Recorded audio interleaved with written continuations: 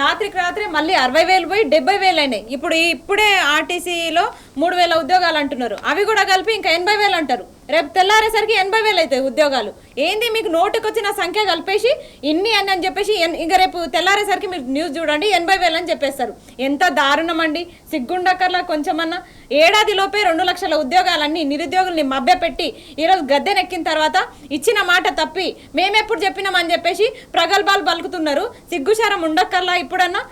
ఏడాది లోపే 2 లక్షల ఉద్యోగాలు అని చెప్పారు. తీరా ఇప్పుడు 5 సంవత్సరాల లోపు 2 లక్షల ఉద్యోగాలు అంటారు. ఇదెక్కడ న్యాయం అని అడిగితే మేము 60,000 ఉద్యోగాలు ఇచ్చినాం కదా, ఇంకా 70,000 ఉద్యోగాలు ఇచ్చినాం కదా, ఒక్కొక్కరు ఒక్కో సంఖ్యను చెప్తున్నారు. ఇది ఎంతవరకు సమంజసంగా అనిపిస్తుంది? నిరుద్యోగులు మేము చెప్తున్నాము ఇవ్వలేదు 2 లక్షల ఉద్యోగాలని మేము చెప్తుంటే మేము ఇచ్చినామని మీరు చెప్తున్నారు. ఎగ్జామ్స్ రాసేది మేమా మీరా? ఏ సంఖ్య, ఎవరిచ్చిరా నోటిఫికేషన్స్, ఎక్కడి నుంచి వచ్చినాయి నోటిఫికేషన్స్? వచ్చి నియామక పత్రాలు ఇచ్చినంత మాత్రాన మేము ఇచ్చినామని ఎట్లా చెప్తున్నారు మీరు?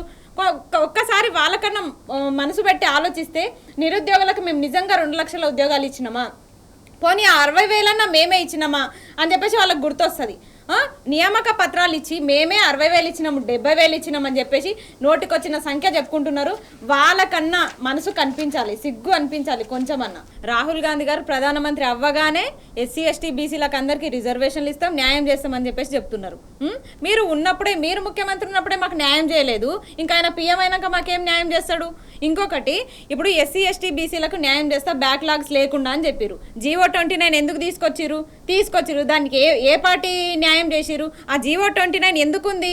ఆ జీవో వల్ల చాలా మంది ఎస్సీ ఎస్టీ బీసీలకు అన్యాయం జరుగుతుందని చెప్పినాక కూడా ఆ జీవో ఎందుకు పెట్టిరు? మీరు ఇంకా ఎందుకు పెట్టిరు? మరి జీవో 29 ఎందుకుంది? జీవో 46 వల్ల పోలీస్ అభ్యర్థులకు నష్టం జరుగుతుందని చెప్పినాము.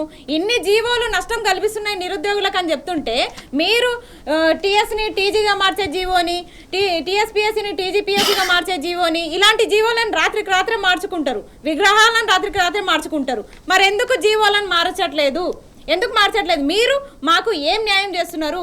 బీసీ ఎస్సీ బిడ్డలకి మీరు ఏం న్యాయం చేస్తున్నారు? అదే మేము సూటి ప్రశ్న అడుగుతున్నాము. ఎక్కడ పోయినాయి మీ హామీలు? ఎక్కడ పోయినాయి? మీరు మాకు చేస్తున్న న్యాయం ఏంటి, చేస్తున్న అన్యాయం ఏంటి మీకన్నా తెలుస్తుందా? ఇంకేంటి, మాకు న్యాయం చేస్తారా వీళ్ళు? ఆయన ప్రధానమంత్రి అయ్యేది ఎప్పుడు, వీళ్ళు మాకు న్యాయం చేసేది ఎప్పుడు? అంటే ఆయన ప్రధానమంత్రి కాకపోతే మాకు న్యాయం జరగదనే కదా అర్థం. ఇండైరెక్ట్గా నిన్ను ముఖ్యమంత్రి చేస్తేనే ఈ ఏడుపు ఏడుస్తున్నాము, ఇంకా ఆయన ప్రధానమంత్రి చేస్తే మా పరిస్థితి ఏంది?